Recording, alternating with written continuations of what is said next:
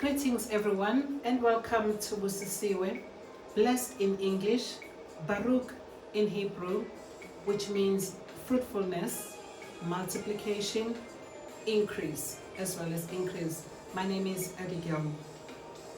We continue with a series on the end times sequence of events.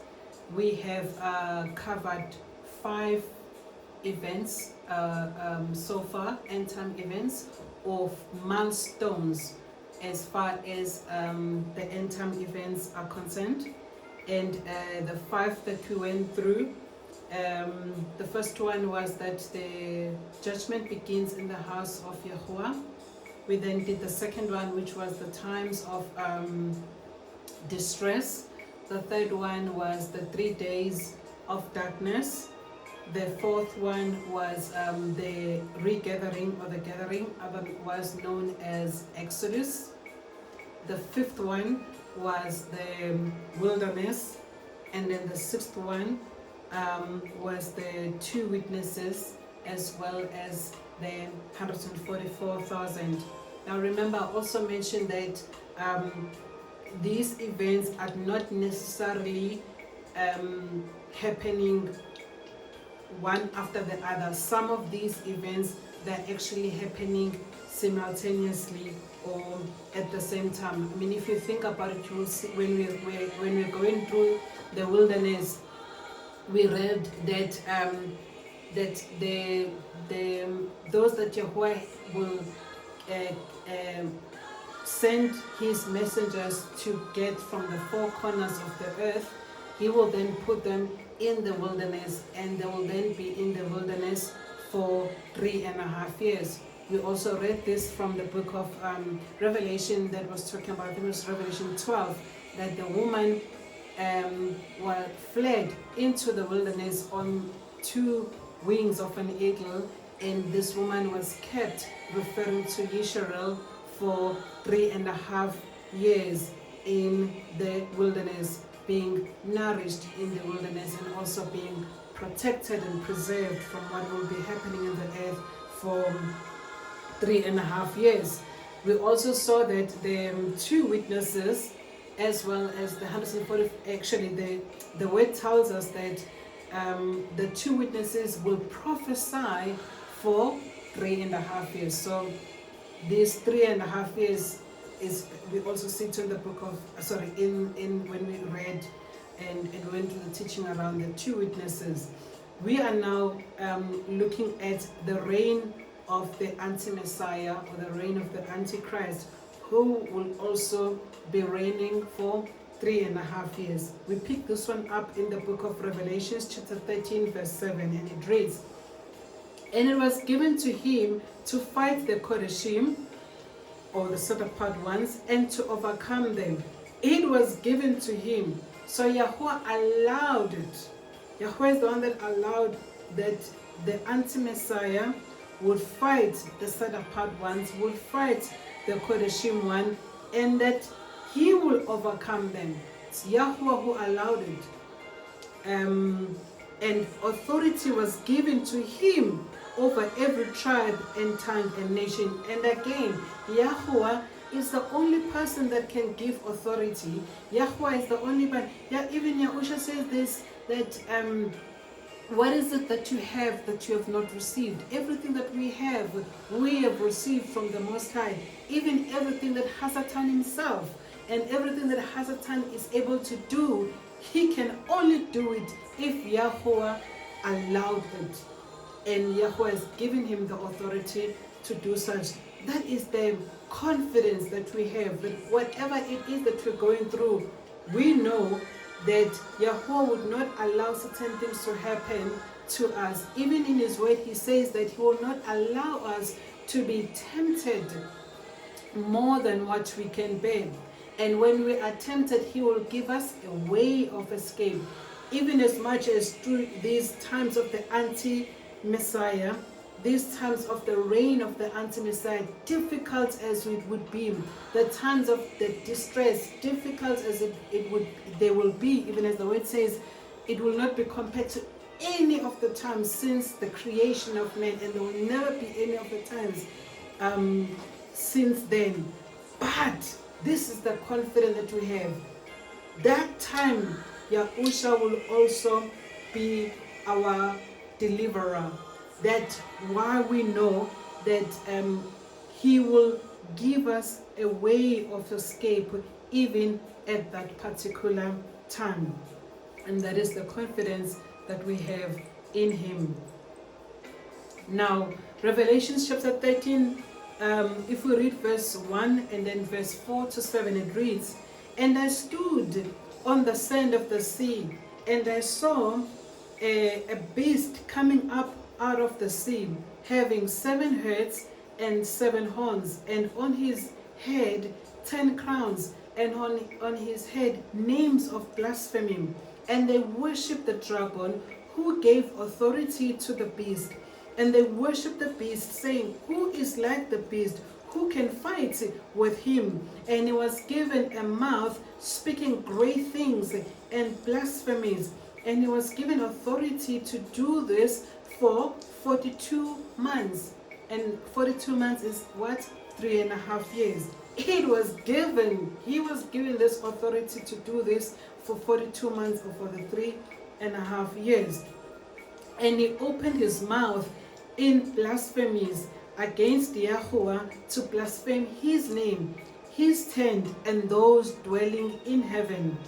And it was given to him to fight with the qodeshim and to overcome them. And authority was given to him over every tribe and tongue and nation. Now, this is what I spoke about earlier on, that what the ability that he did to the qodeshim, it was Yahuwah who gave him that authority to do that. And the word tells us that this beast is coming out of the sea. And the beast coming out of the sea is not speaking of literal sea as in water. It just sea in this case is a representation of many people. So this beast is not an animal, a beast, but it is a human being who will be coming from among the people, just as the 144,000 are redeemed from among the people of the earth. Even the beast will be an individual that will be coming from the many peoples of the earth. And this beast will then have having 7 heads, 10 horns, and 10 crowns, and on his head, and his name referring to blasphemy. The 7 heads in this case, it actually refers to he's going to be having such authority upon the entire world. And we know that the earth has 7 continents. So he will actually have authority over the entire 7 continents of the earth. And the entire 10 horns, which we then see with each of the horns, it talks about that on his horns 10 crowns. So within the 7 continents, I believe also that they will be split into 10 regions, or grouped into 10 regions, which each will then have a leader, ultimately then reporting to the beast. Revelation 11 verse 7, it says, "And when they have ended their witness," this is again, these are the two witnesses. Authority was given to him over every tribe and tongue and nation. And when they had ended their witness, my apologies, the beast coming out of the pit of the deep shall fight against them and overcome them and kill them. This again is the beast appointed by or forming part of the anti-Messiah's reign or Antichrist reign. Revelation 13 verse 16 to 18, it says, "And he causes," who? The beast causes all, both small and great, rich and poor, free and slave, to be given a mark upon their right hand or upon their forehead, and that no one should be able to buy or sell except he that has the mark or the name of the beast, or the number of his name. So this beast causes all that he puts such pressure that everyone would be under this pressure. I spoke about this some other time when he says, someone would ask you that, what caused you to do this? What caused the accident? Something happened to cause you to be in a particular situation. So here the beast causes all the people of the earth not to be able to transact or to buy or sell unless they have. There are three main things that I mentioned here.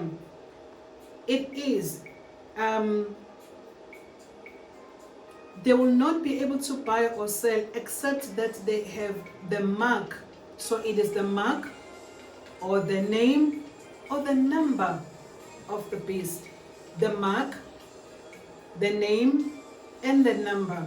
I spoke about this also if you go to the playlist of Babel or Babylon, where I went into detail as to what is the mark of Yahuwah. And I did say that you cannot have both the mark of Yahuwah and the mark of the beast at the same time on your forehead. You have one. So choose the mark of Yahuwah now, so that when the mark of the beast comes, they will find the mark of Yahuwah in you. And in that teaching, I went into quite length with so many scriptures proving that the mark of Yahuwah is the Shabbats, or is the Shabbat. The Shabbats of Yahuwah. The Shabbat refers to the mark. There's also there's even a separate teachings around the appointed times.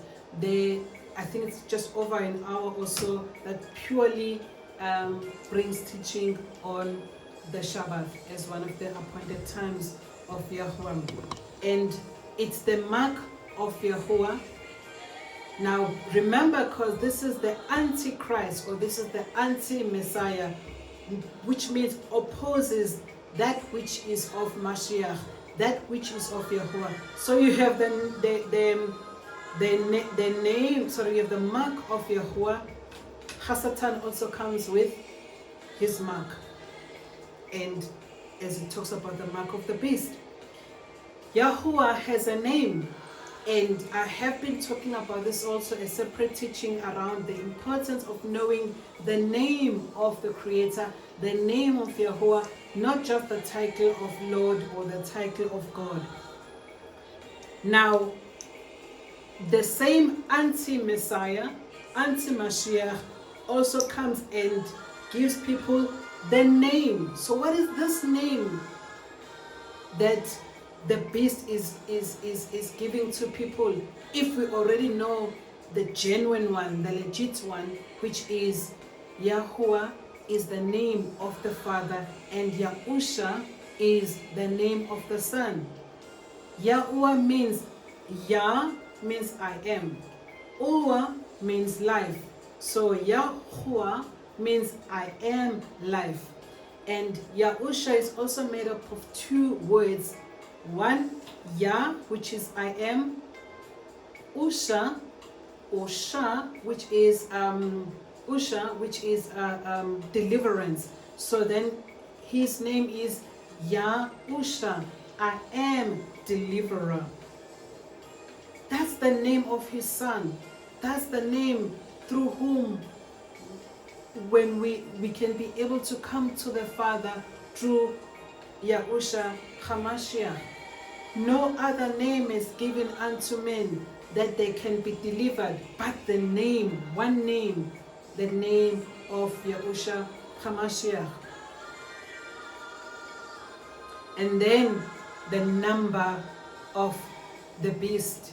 What is the number of the beast? I also went into a quite lengthy teaching around the number of the beast, and I said that if we see that men were created on the 6th day of the week,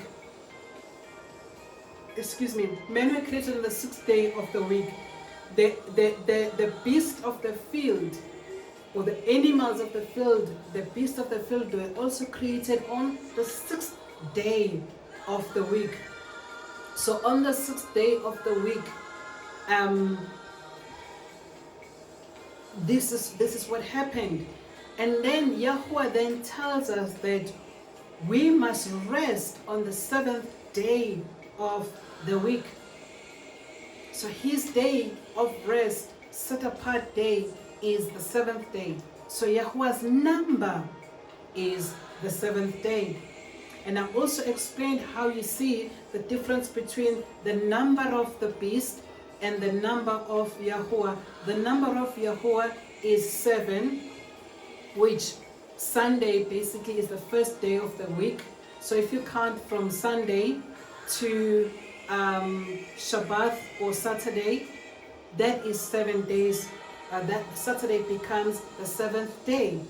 But Hasatan, on the other way, he then comes and says that the first day of the week is Monday, and that the day of worship is Sunday, which is Sun Day, the day of the sun. And I also went into a very quite detailed teaching on this about worshiping on Sunday, that the anti-Messiah, the Antichrist, the one who always opposes that which is Yahuwah. Yahuwah comes and he says the day of worship is the 7th day of the week. And the anti-Messiah says the day of the week is the 6th day of the week. How am I saying that the Antichrist is saying the 6th day of the week? Because from his counting, then he's counting from the first day of the week becomes a Monday. And most people believe that the first day of the week is Monday. I remember the other lady was arguing with me, and I said that's not true. And some of this AI information, when you ask like your phone, they actually say the first day of the week is Monday, which is misleading so many people. But going back to anti-Christ or anti-Mashiach, then Monday becomes the first day of the week according to him, as he's opposing Yahuwah or opposing Yahushua HaMashiach. So then it becomes Monday, Tuesday, Wednesday, Thursday, Friday, Saturday, Sunday. That's why to them the 7th day of the week becomes a Sunday. But that's totally opposite what Yahuwah ordained as the 7th day of the week. It's supposed to be counting from the first day, from Sunday to Saturday. Moving along then, so this was very important to see that there are 3 things in the main that Hasatan is going to be capitalizing on. 3 things that the beast, according to Revelation 13, from verse 16 to 18, is going to be working with. It's the mark, it's the name, it's the number. Ask yourself, what is the name of Yahuwah? What is the mark of Yahuwah? What is the number of Yahuwah? Keep those, then you're not going to have the mark of the beast, the name of the beast, or the number of the beast. But if you reject Yahuwah's mark, if you reject Yahuwah's name, if you reject Yahuwah's number, automatically you will then fall for the mark of the beast, the name of the beast, as well as the number of the beast. And verse 18 it said, Revelation 13 verse 16 to 18 it says, here is the wisdom. He who has understanding, let him calculate the number of the beast, for it is the number of a man, and it is 666, 666. I spoke about that the beast of the earth were created on the 6th day of the week. Man was created on the 6th day of the week. That is the understanding. That is the revelation. That is the wisdom that Yahuwah was saying. Here is the wisdom. He who has understanding, let him calculate the number of the beast, for it is the number of the beast, for it is the number of men, it is 666. Let he who has ears hear what the Ruach is saying. Hear what the Spirit is saying. Not only hear, but do. Shema. This is what repentance now is. It's not just to say, I'm sorry, I won't do it again, but it's to change the direction, to change like a 360-degree turn altogether from what you were doing, what you were believing in. Because you can't say you believe in one thing, but you act on something else. And that's deception. A lot of people come and say that. They say, oh no, I do believe that, I do believe what is the name of the, I do believe in the name of the Creator, but I don't call him by his name. I do believe in the mark of Yahuwah as the Shabbat, but they don't observe the Shabbat. I do believe in the name, in the number. So even I think it's the book, the book of Jacob, Jacob, otherwise known as James, it says, belief without action is like a body without the spirit, dead, basically. It says you believe that there is one Yahuwah, you do well. Even the devils believe, even the devil and the demons believe, and they tremble. This is how we see that you believe. You act on what you believe in. We'll know that you believe in something by acting on it. If you're not acting on it, you are as good as not believing. So we now to move from a state of believing to doing, action, Shema. Hear and do. Believe and do. And that's also Yahusha said, if you love me, do my commandments. Do, not just believe my commandments. And a lot of people says, I love Yahuwah, I love Yahusha. It's not about the kind of love that human beings says, oh, he loves me because he bought me chocolate. He loves me because he bought me flowers. Or he doesn't love me because he didn't buy me flowers. He doesn't love me because he didn't buy chocolates. Because human beings measure love according to what did you give me. According to material things, what did you do for me? But love is measured by obedience. It's measured by doing. That's what Yahusha says. Matthew chapter 16 verse 24 to 25, it says, then Yahusha said to his Talmudim, if anyone wishes to come after me, let him deny himself and take up his pole and follow me. For whoever wishes to save his life shall lose it, and whoever loses his life for my sake shall find it. Again, as I'm talking about the expression of love, that's also what the word talks about between the husband and the wife. It says that wife, submit to your husband. So by respecting and acting to the instructions that your husband give you, that is the expression of love to your husband. And they being just flesh people, but if we also it is also true in the spiritual aspect, in that Yahushua HaMashiach is our groom, and we, the assembly, are the bride which has to submit to Yahushua HaMashiach. That's how we show that we love him. Continue with Matthew chapter 24 verse 9 to 13, it says, then they shall deliver you up to afflict you and to kill you, and you shall be hated by all the grim for my name's sake. And then many shall stumble, and they shall deliver up one another, and shall hate one another. And many malicious prophets shall rise up and lead many astray. And because of the increase in lawlessness, the love of many shall become cold. But he who shall have endured to the end shall be delivered. So we are going to endure the reign of Anti-Mashiach. So the whole misconception again of people say, by the time the Antichrist reigns on earth, we won't be here, we would be raptured by that time. That is not true. I am still saying this and proving it with the word as it tells us.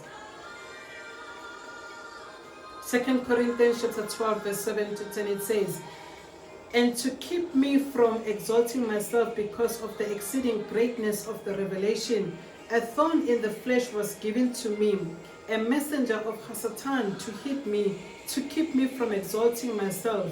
Concerning this, I pleaded with Adoni 3 times to take it away from me, and he said to me, my favor is sufficient for you, for my power is perfected in weakness. Most gladly then, I shall rather boast in my weakness, so that the power of Mashiach rests on me. Therefore, I take pleasure in weaknesses, in insults, in needs, in persecutions, in distresses, for the sake of Mashiach. For when I am weak, then I am strong." These things are going to be happening to us. Persecutions, distress, insults. But throughout all, we will be delivered if we hold on to Mashiach as we endure the times that we're going through, knowing that we are not alone. For in our weakness, then His power will be perfected through us, and then will be made strong. Jeremiah chapter 12 verse 5, or Jeremiah chapter 12 verse 5, it says, "And if you have run," it says, Jeremiah or Jeremiah chapter 12 verse 5, "If you have run with the footmen and they have wearied you, then how do you contend with the horses? And if in the land of peace you feel safe, then how do you manage in the Jordan jungle or Yarden jungle?" So this word is telling us that if you run with the footmen and that you are becoming tired or you're becoming weary, how much more when we contend with the horses? How much more when you contend with the horses? Remember when we were talking about I think it was the times of distress. Yes, it was when we were talking about the times of distress. We spoke about that the era in which we live in, or the reign that we're living in, is the one as prophesied by Daniel, where it speaks about that of the statue that Nebuchadnezzar saw, with the head of gold and the chest of silver, and he's explaining going down. It says that the feet were made up of the combination of iron and clay. So iron and clay, that's and Daniel says that this is the last rain, which then the hand that is not made of, the stone that is not made of human hand will then crush the feet, and the entire statue will then collapse. But this feet of iron and clay refers to, yes, we're talking about that in the last days there will be the Nephilim. The Nephilim will come back, which is a mixture. Nephilim were the mixtures of angels and human beings. We spoke about the technology advancements that we already see, where they're able through artificial intelligence to have a whole robot having thinking abilities as a human being. The whole synthetics that they work on, those that do science will have a more understanding of it in terms of even how they create the tissues, the skin. These beings, they look like human beings, but they are not. When we spoke about cyborg, when we spoke about androids, again, also all this you will find in this playlist of the end time events. Now, if you're not able at this point in time to just maintain your strength, to maintain your resistance just against a pure human being, how are you going to survive the combination of iron and clay. How are you going to survive the combination of angels and human beings? As we speak about the Nephilim, we'll come back. These are beings or creatures which have supernatural abilities. You're not you're not contending with human beings at that particular time. So start strengthening your belief, strengthening your relationship with Yahuwah before that time happens. Because if you are weak right now, how you will be able to contend that time? If you cannot run with footmen right now, and you become weary, how will you contend then with the horses? Because these beings will be having the strength of the horses, not the strength of the normal human beings. Marshall chapter 24, or Proverbs chapter 24 verse 10, it says, if you falter in the day of distress, your strength is small. Your strength is small if you falter in the day of distress. We spoke about the times of distress, and Yahusha said, he who endures these times of distress until the end shall be delivered. So we should not falter in these times of distress, for if you do, then your strength is small. But this is not just your strength, because our strength is in Yahuwah. The word tells us that let the weak say, I am strong. We also find this in the book of 2 Corinthians chapter 12, which talks about that his power is made perfect in our weaknesses. His strength is made perfect in our weaknesses. So we do not boast in our own abilities, because we cannot contend these horses. We cannot contend the fallen angels. We cannot contend these cyborgs and androids and clones and all the work of the enemy that he is doing right now. The only way that we'll be able not to fall in those times is when we put on the armor of Yahuwah.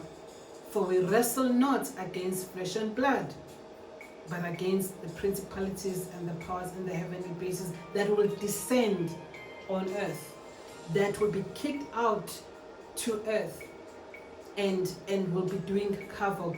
Please go through the 3 days of darkness. That's where I go in details in that teaching of 3 days of darkness, in that series within the end time sequence of events. The 3 days of darkness has I also covered topics there around Satan and his angels being kicked out of heaven, and the havoc that is going to cause, killing and destroying people as he lands physically here on earth.